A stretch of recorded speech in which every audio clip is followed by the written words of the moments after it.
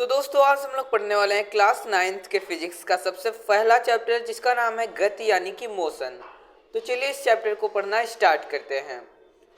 तो सबसे पहले हम लोग देख लेते हैं गति क्या होती है। किसी बिंदु के सापेक्ष समय के साथ किसी वस्तु की स्थिति में परिवर्तन गति कहलाता है। यानी कि समय तो चलता ही रहता है और समय के साथ कोई वस्तु में परिवर्तन आ रहा है, यानी कि वो वस्तु गति कर रही है। अब चलिए देखते हैं गति कितने प्रकार की होती है। गति दो प्रकार की होती है, एक है विरामावस्था और एक है गति की अवस्था। विरामावस्था यदि किसी वस्तु की स्थिति में समय के साथ कोई परिवर्तन नहीं होता है तो वो विरामावस्था में होती है, और यदि किसी वस्तु की स्थिति में समय के साथ परिवर्तन होता है तो विरामावस्था में नहीं होती है, गति की अवस्था में होती है। तो वो गति की अवस्था में होती है। और गति की अवस्था भी दो प्रकार की होती है, एक समान गति, असमान गति। एक समान गति क्या होती है, चलिए देखें। यदि किसी वस्तु की स्थिति में समान समय में समान परिवर्तन हो रहा है तो वस्तु एक समान गति से गतिमान है, और यदि कोई वस्तु समान समय में असमान परिवर्तन होता है तो उसे असमान गति कहते हैं। जैसे मान लीजिए हर 5 सेकंड में कोई 5 किलोमीटर चल रहा है तो वो समान गति है, एक समान गति। और हर 5 सेकंड में कोई पहले 5 सेकंड में 15 किलोमीटर, दूसरे 5 सेकंड में 55 किलोमीटर, फिर तीसरे में 2 किलोमीटर, ऐसे अलग अलग चले तो असमान गति हो जाता है। तो चलिए देखते हैं अब राशि, क्वांटिटी। राशि दो प्रकार की होती है, सदिश राशि, अदिश राशि। अब सदिश राशि कौन होती है, जिसमें परिमाण, मात्रक और दिशा तीनों होता है। जिसको जैसे मान लीजिए आप बता रहे हैं 10 किलोमीटर, इसमें ये मात्रक है और ये परिमाण है, 10 परिमाण है, इसमें दिशा नहीं है तो ये अदिश राशि है, और इसमें दिशा भी है तो ये सदिश राशि है। जैसे बल है तो बल में बोलते हैं 5 न्यूटन हो गया, और किस तरफ इस साइड बल लगाए हैं तो इधर एरो बना देते हैं, तो फिर ये न्यूटन मात्रक है, 5 परिमाण है, और ये जो दिशा बता रहे हैं ये सदिश राशि हो गया। तो आप लोगों को राशि समझ में आ गया होगा। तो चलिए देखते हैं दूरी और विस्थापन क्या होता है। दूरी क्या होता है, किन्हीं दो बिंदुओं के बीच किसी वस्तु द्वारा तय की गई वास्तविक पथ की लंबाई को दूरी कहते हैं। एक्चुअल में जो जितना चला है वही दूरी है। अब कोई ऐसे घूम फिर के चला है तो ये सारी लंबाई दूरी है। लेकिन अगर विस्थापन की बात करें तो इन दोनों बिंदुओं के बीच की न्यूनतम पथ की लंबाई को विस्थापन कहते हैं। यानी ये पूरा दूरी है और ये वाला बस विस्थापन है। किन्हीं दो बिंदुओं के बीच किसी वस्तु द्वारा तय की गई न्यूनतम पथ की लंबाई को ये क्या है, विस्थापन कहते हैं। विस्थापन कहते हैं। तो अब दूरी और विस्थापन में अंतर देख लेते हैं। तो सबसे पहला अंतर है, दूरी वास्तविक पथ की लंबाई होती है और ये न्यूनतम पथ की लंबाई होती है। ये अदिश राशि होती है दूरी, और विस्थापन सदिश राशि होती है। दूरी हमेशा धनात्मक होती है, यानी कि दूरी कभी ऋणात्मक नहीं होती है और जीरो भी नहीं। और विस्थापन कभी धनात्मक होती है, कभी ऋणात्मक, कभी जीरो होती है।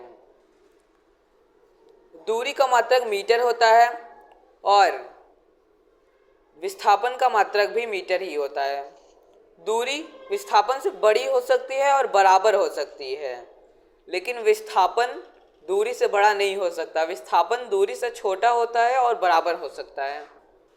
तो अब ये हमें समझ में आ चुका है। तो हम चलिए देखते हैं स्पीड यानी कि चाल। एकांक समय में किसी वस्तु द्वारा तय की गई वास्तविक पथ की लंबाई को ये क्या है, एकांक समय में किसी वस्तु द्वारा तय की गई वास्तविक पथ की लंबाई को चाल कहते हैं। यानी कि 1 सेकंड में कोई वस्तु जितना दूरी तय कर रहा है उसी को चाल कहते हैं। चाल एक अदिश राशि है, इसका मात्रक मीटर प्रति सेकंड होता है। अब देखते हैं चाल कितने प्रकार का होता है। चाल दो प्रकार का होता है, एक समान चाल और असमान चाल। तो एक समान चाल क्या होता है? यदि किसी वस्तु के द्वारा समान समय में समान दूरी तय कर रहा है तो वो एक समान चाल होगा। यानी कि 5 सेकंड में 5 मीटर चल रहा है तो वो एक समान चाल से चल रहा है। और कोई यदि किसी वस्तु के द्वारा समान समय में असमान दूरी तय कर रहा है तो वो असमान चाल है। जैसे हर जगह 5 सेकंड में कभी 3 चल रहा है, कभी 4 चल रहा है, कभी 7 चल रहा है, तो वो असमान चाल हो जाएगा। अब देखते हैं असमान चाल कितने प्रकार का होता है। तो असमान चाल दो प्रकार का होता है, औसत चाल और ताक्षणिक चाल। औसत चाल क्या होता है? किसी वस्तु द्वारा चले गए कुल दूरी और कुल समय के अनुपात को औसत चाल कहते हैं। यानी कि यहाँ कुल दूरी डेल्टा एस मतलब कुल दूरी और डेल्टा टी मतलब कुल समय, इसको औसत चाल कहते हैं। और किसी एक क्षण के चाल को ताक्षणिक चाल कहते हैं। किसी वस्तु द्वारा चले गए, ये गलत है। ताक्षणिक चाल क्या होता है? किसी क्षण विशेष के चाल को ताक्षणिक चाल कहते हैं। जैसे मान लीजिए आप बाइक से जा रहे हैं, कोई तुरंत पूछा आपकी चाल कितनी है, तुरंत आप बताएं, उसी क्षण के चाल को ताक्षणिक चाल कहते हैं। यह असमान चाल होता है। मान लीजिए कभी 50 था चाल, कभी 40 था, कोई पूछा अभी 40 से तुरंत 40 बता दिया और आगे 30 हो गया, लेकिन उस समय 40 था, ये ताक्षणिक चाल है। अब चलिए आगे देखते हैं वेग। वेग क्या होता है? किसी वस्तु द्वारा एकांक समय में तय किए गए विस्थापन को वेग कहते हैं। यानी कि 1 सेकंड में जितना विस्थापन तय हो रहा है उसी को वेग कहते हैं। वेग एक सदिश राशि है। वेग का मात्रक मीटर प्रति सेकंड होता है और वेग बराबर विस्थापन बटे क्या हो गया? विस्थापन समय। वेग बराबर विस्थापन बटे समय होता है। तो अब चलिए आगे देखते हैं। वेग दो प्रकार का होता है, एक समान वेग और असमान वेग। जब समान समय में समान विस्थापन तय करेगा कोई तो वो एक समान वेग से चल रहा है, और समान समय में असमान विस्थापन तय कर रहा है यानी कि वो असमान वेग से चल रहा है। अब असमान वेग भी दो प्रकार का होता है। तो चलिए देख लेते हैं। असमान वेग दो प्रकार का होता है। पहला है औसत वेग, दूसरा ताक्षणिक वेग। यहाँ पे भी थोड़ा सा गलत हो गया है तो इसको काट देता हूँ मैं।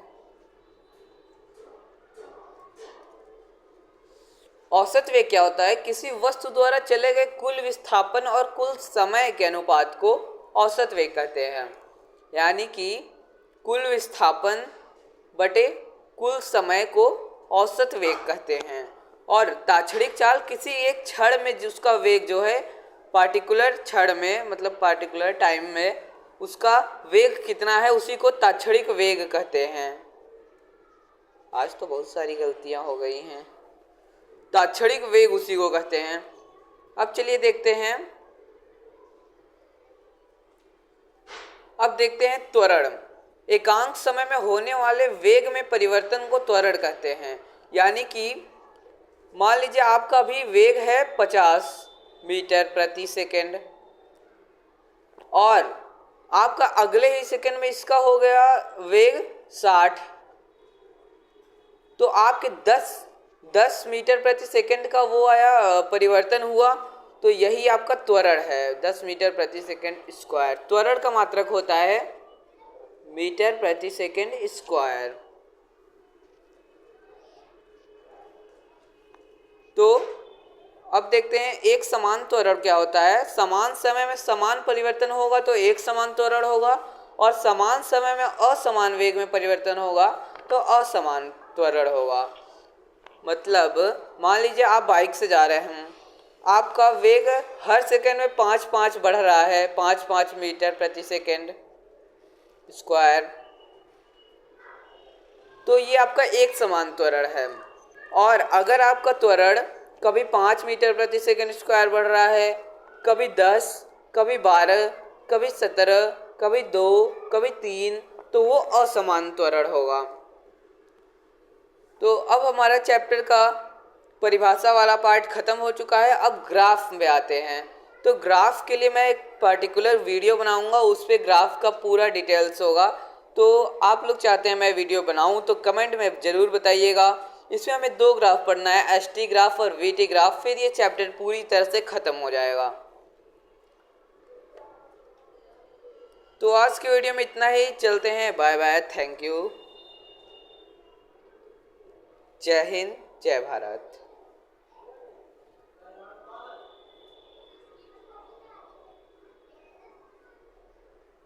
वीडियो को लाइक कर दीजिएगा और चैनल को सब्सक्राइब भी कर दीजिएगा।